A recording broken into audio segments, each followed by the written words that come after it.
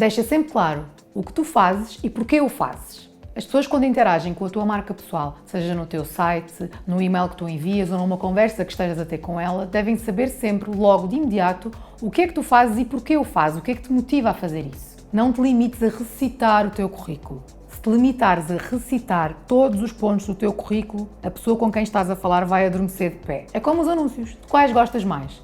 Daqueles que se limitam a dizer as características do produto ou daqueles que contam uma história? Sê tu próprio. Esta é a regra principal da marca pessoal.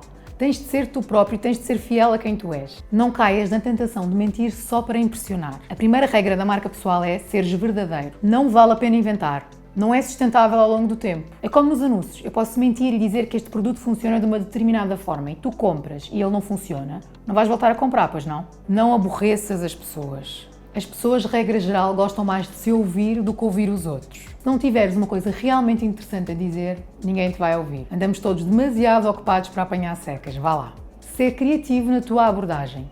Pensa mesmo na maneira como te apresentas e tem ideias para te apresentares melhor. Não te limites a apresentar como todos o fazem.